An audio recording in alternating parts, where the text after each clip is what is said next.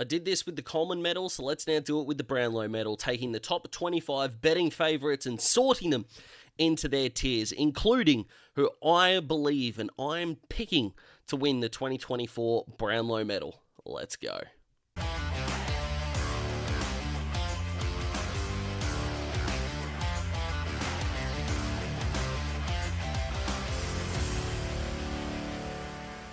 So if you haven't watched that Coleman medal video, that should be the next thing you do after you watch this. But very simply, I've got my pick. I've got the guys who I think can just flat out win it. Guys who might be a little bit of a sneaky chance, and then the ones where you just look at the bookies and just thinking, geez, you're just trying to rob people. Aren't you? My goodness, just don't do it, guys. Holy smokes, just don't do it. But anyway, this is going to be a lot of fun, and of course the person who I think is going to be my pick will be in the can win it category, and then I finish the video like I did with the Coleman one with putting in my pick. Also, just a couple of things really quick. First one, 2,500 subs, 100% confirmed. Thank you so much to everyone that's been a part of the journey. This has been amazing. I won't bore you too much, but if you do like the video, click that thumbs up. Helps people who aren't subscribed and aren't watching videos to help see them and hopefully jump on board as well. So if you could do that, you'd be doing me a massive favor.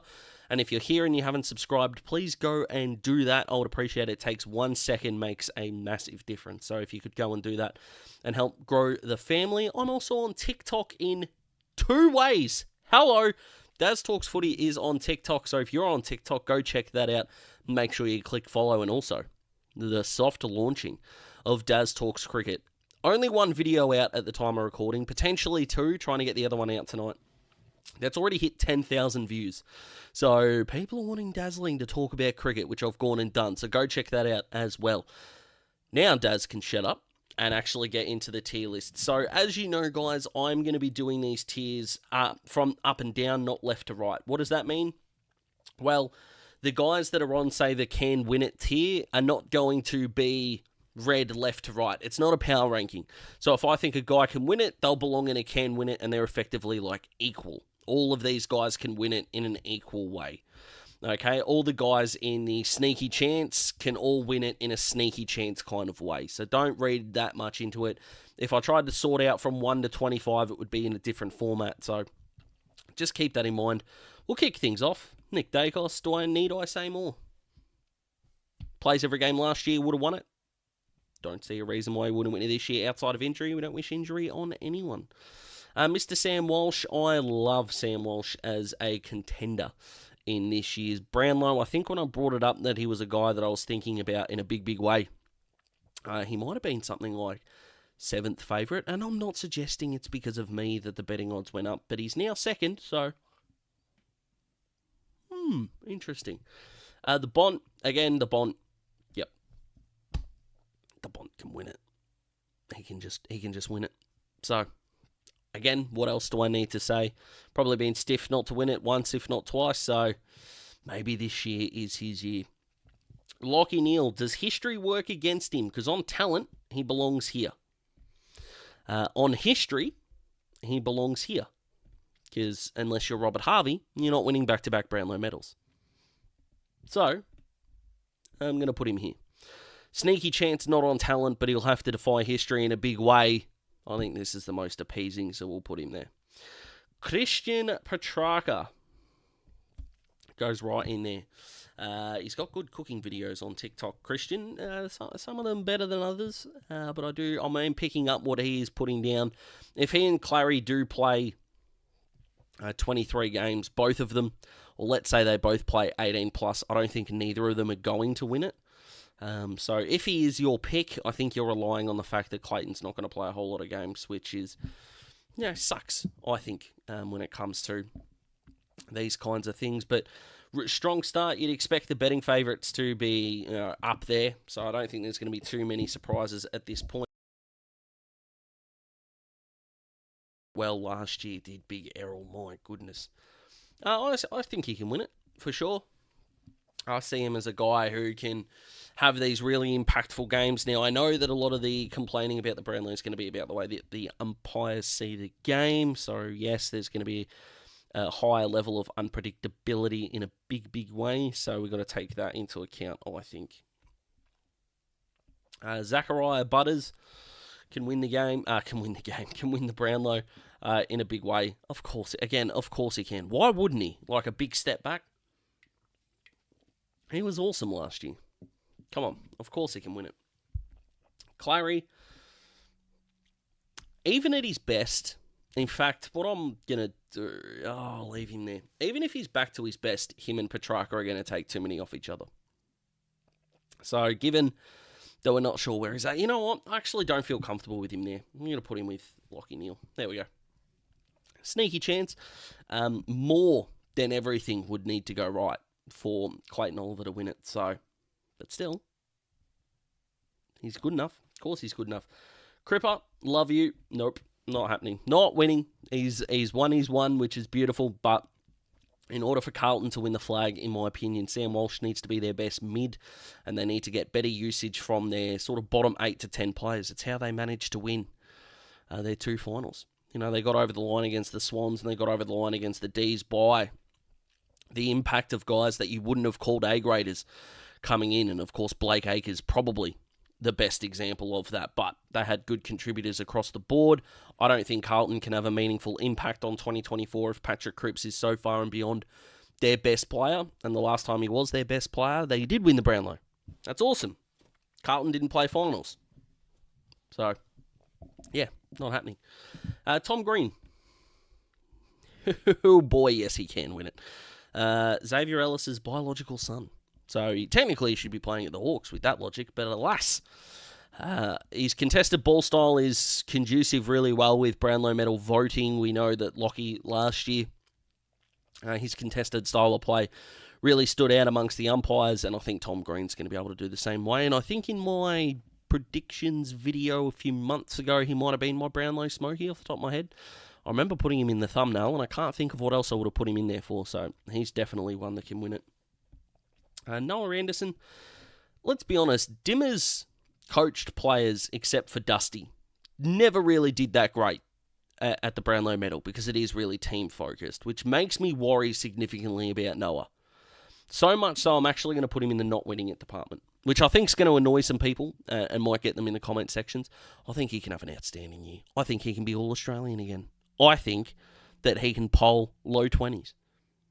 I don't think he's winning the Brownlow medal, which I know, again, might annoy some people, but I love everything that Noah can do. But I can't see a player not named Dusty winning a Brownlow medal under Damien Hardwick in the way that he wants to play.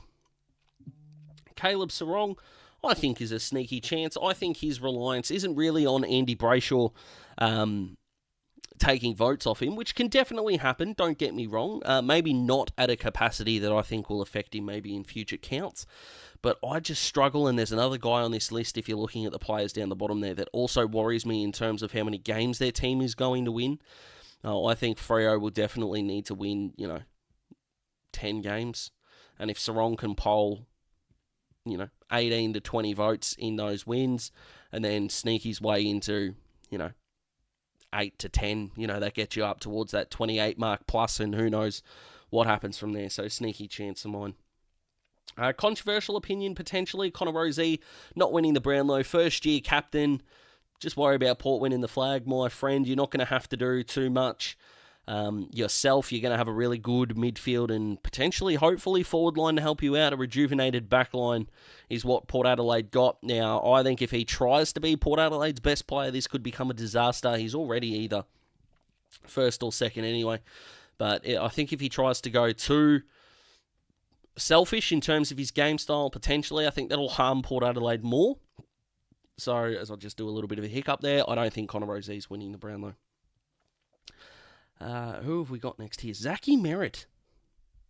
He's the one that's not being talked about a whole lot, but I think Essendon can have the improvement that will see Zach Merritt win the Brownlow. Potentially. I don't actually think he's going to be my pick, but he can definitely win it, in my opinion. I pick up on everything that this young man can do. Well, he's not that young anymore, but beautiful foot skills. I think if Essendon can take somewhat of a step, he's going to be a big contributor of that, and I know he's got a teammate that's about 4 players away at this point in time that could help him, but I love him as a smoky pick. Beautiful user, good leader, And I don't think we've seen Zach Merritt's career best season just yet, and I think it might be coming in 2024. Andy B, this is tough. I think if you told me a Freo player was going to win the Brownlow this year, I'd pick Sarong. So I'm going to go with Andy B not winning it. I don't know how that makes me feel on the inside. A little bit sick, if I'm being honest. But it's my honest opinion. I think Caleb Sarong's a better player than Andrew Brayshaw, which means the only way that he would win it is if Caleb was out for the year, and that's not what we wish for here at Daz Talks Footy, but feels gross. Jordan Dawson, I think, is a sneaky chance. I just love the way that he plays the game. His two-way running's awesome. If the Crows are going to be a top 4 side, I think that means improvement from not only him, but other guys as well. So you're looking at him, you're looking at Rory Laird, Rankin, Rochelle are going to take another step, how their forward line operates. So in terms of all these guys taking a step, yeah, they're going to be more votes out there because players poll more in wins. And in fact, I've talked myself into putting Jordan Dawson a tier up. So there you go. A lot of contenders. We're at 9 already.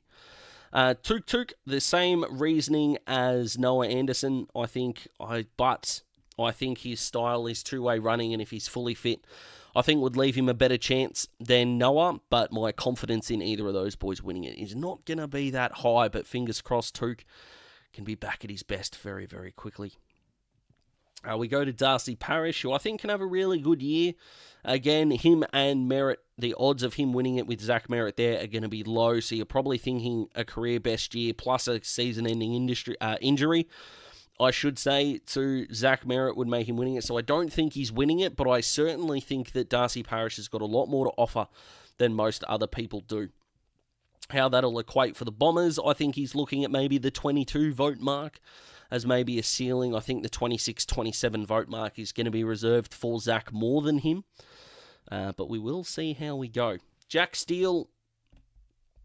Now, no one has a bigger man crush on Jack Steele than me, but Ross Lyon hasn't had a player outside of Nat Fyfe, and when you think of, it just doesn't happen under his leadership, and you go, what about Fyfe or Dimmer? What about Dusty?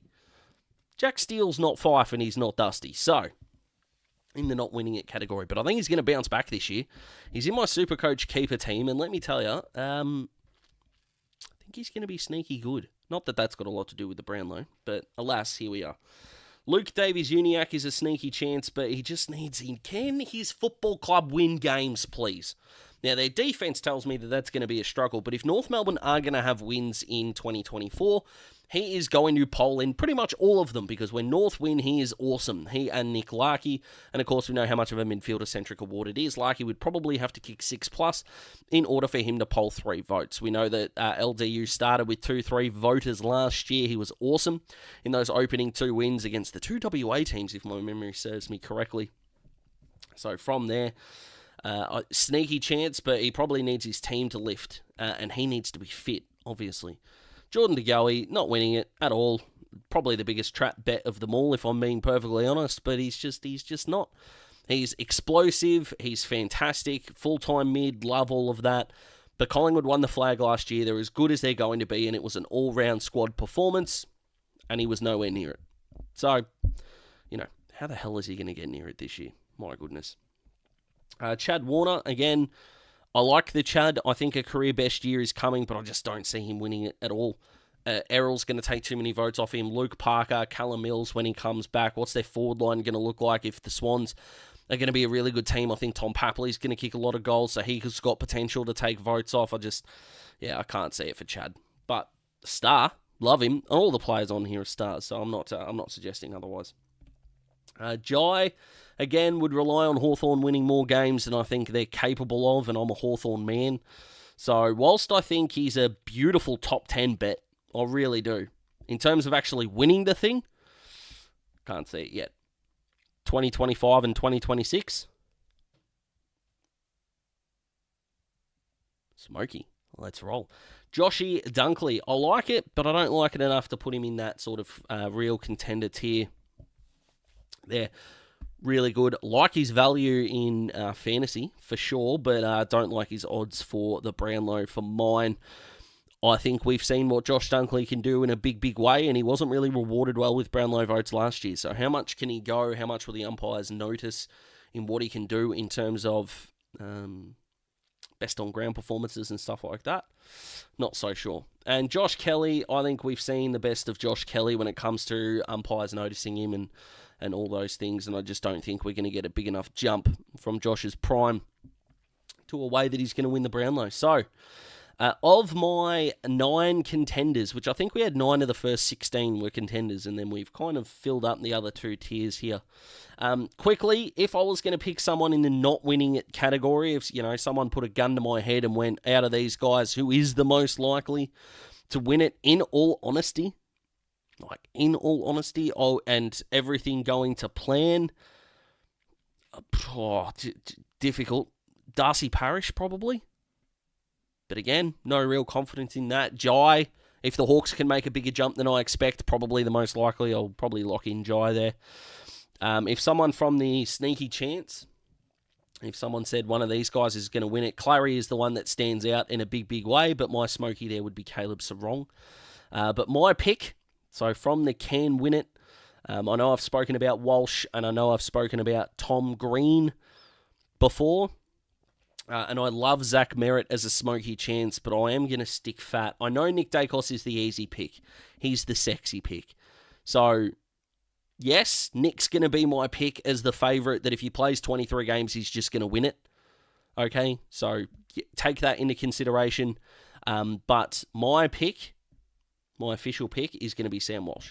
I think he's going to win the 2024, I should say, Brownlow medal. So, yes, Collingwood fans, Nick Dacos, he's going to be absolutely fine when it comes to the Brownlow. He probably will win it. But picking the favourite's boring. All right, so let's go elsewhere. Sammy Walsh, my goodness. The man crush is real. But what do you guys think about the tier list itself? Who are you picking, maybe outside of Dacos, to win the Brownlow? Will the Bont finally get his first? Can Christian Petrarca take that game to another level? Or will one of the big risers from last year continue on their ascension? Or do you see a guy like Tom Green, or even outside of my picks, taking it home? So thank you for watching. Like the video if you like the video. Subscribe to join the Daz Talks Footy family. You can follow Daz Talks Footy and Daz Talks Cricket on TikTok. And if you want to follow me on Twitter as well, you can at Reese, RHYS, Knight, KNIGHT, and the number 8. That's enough selfish, self-promotion. Have a fantastic weekend, guys, and I'll see you very soon.